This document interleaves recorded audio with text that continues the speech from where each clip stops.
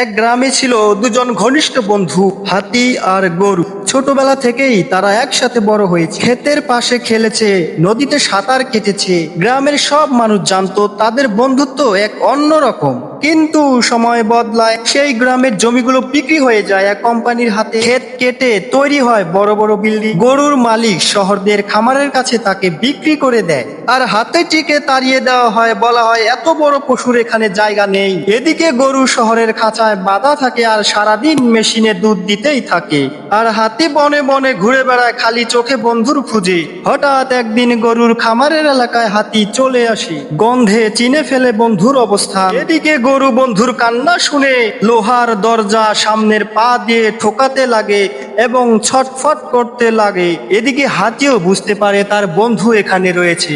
সে দৌড়ে এসে খামারের দরজা ভাঙতে লাগে। এদিকে দরজার শব্দ শুনে খামারের লোকজন দৌড়িয়ে আসে। তারা হাতিটির আচরণ দেখে ভয় পায় এবং কিছু বুঝতে না পেরে পুলিশকে ফোন দেয়। হাতি দরজাটা ভেঙেই ফেলে। শেষবারের মতো হাতি গরু চোখের দিকে তাকায়। ভাঙ্গা ক্লান্ত শরীর নিয়ে হাতি গরুর দিকে তাকিয়ে অঝরে চোখের পানি ফালায়। এদিকে গরুও তার দিকে তাকিয়ে আর থাকতে পারছে না, সেও চোখের পানি অঝরে ঝরছে। এর মাঝেই পুলিশ চলে আসে।